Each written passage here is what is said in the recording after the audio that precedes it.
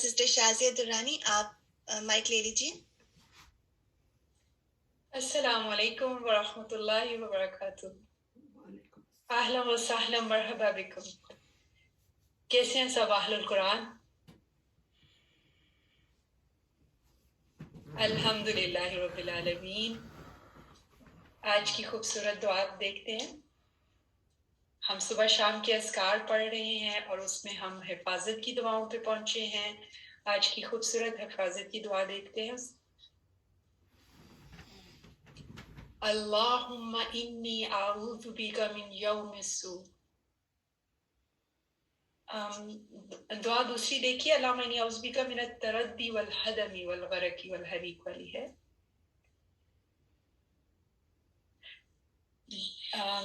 دعا دیکھتے ہیں. اللہم انی اعوذ بک من التردی والہدم والغرق والحریق وَأَعُوذُ بِكَ أَن يَتَخَبَّطَنِيَ الشَّيْطَانُ عِنْدَ الْمَوْتِ وَأَعُوذُ بِكَ أَنْ أَمُوتَ فِي سَبِيلِكَ مُدْبِرًا وَأَعُوذُ بِكَ أَنْ أَمُوتَ لَذِيذًا.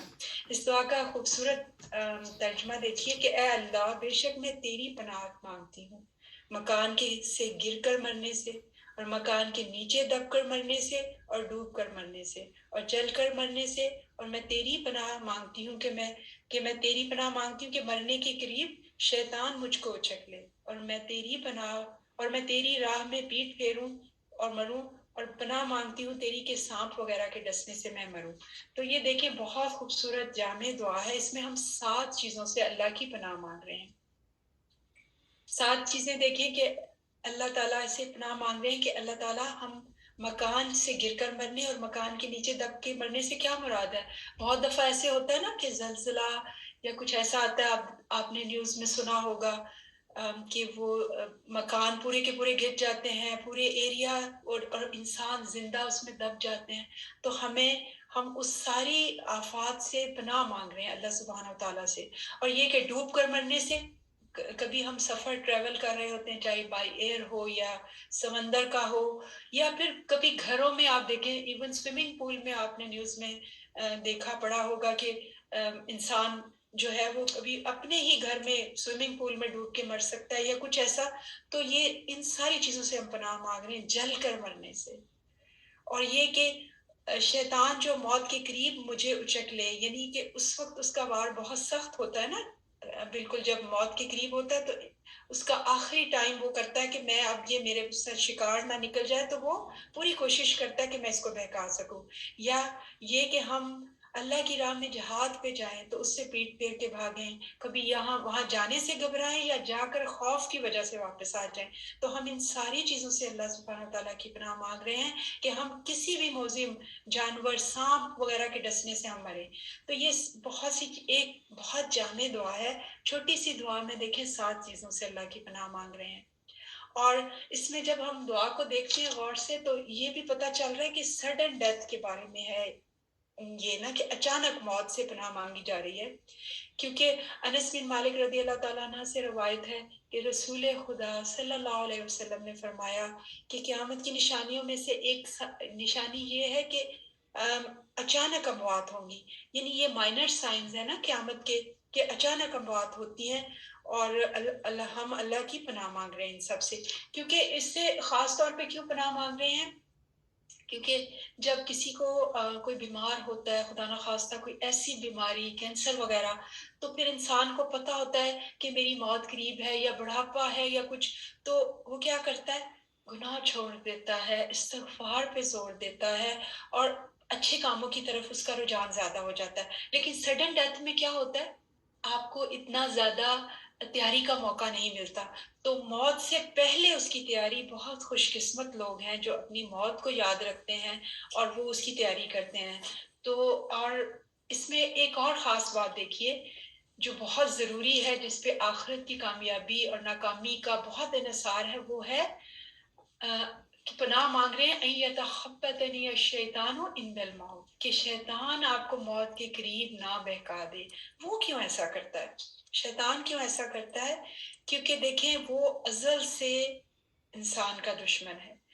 جب انسان پیدا ہوا تب سے وہ اپنی کوششیں لگا، اور یہ ہم نہیں کہتے، اللہ سبحانہ و تعالیٰ نے بتا دیا ہے کہ وہ کھلا دشمن ہے اور اس سے بچو.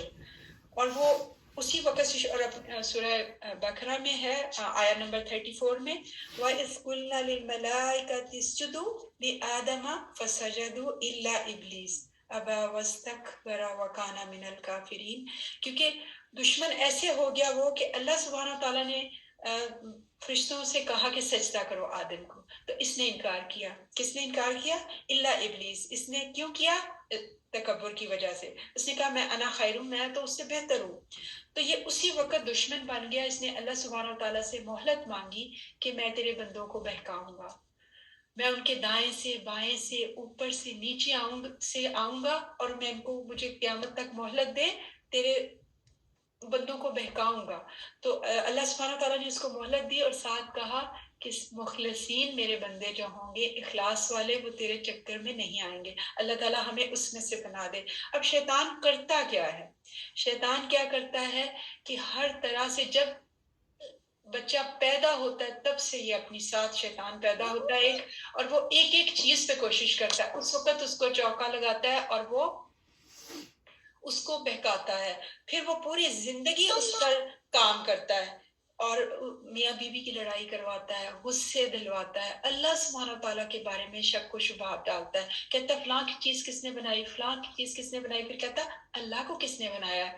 تو وہ شرک کی طرف لے کے جاتا ہے، انسان کا لباس اتروا دیتا ہے، اس کی شرمگاہ کو، کیونکہ وہ چاہتا ہے کہ انسان ناکام ہو جائے.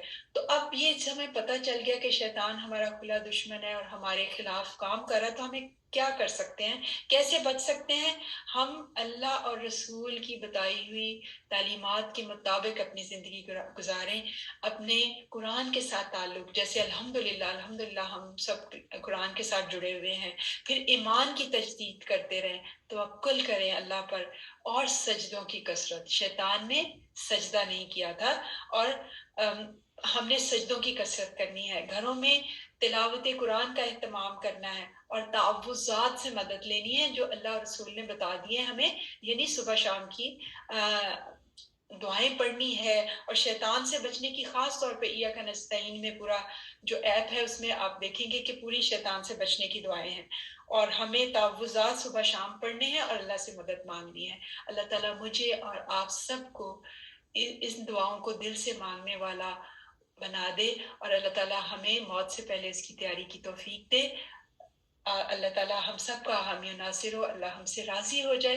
السلام علیکم ورحمۃ اللہ وبرکاتہ.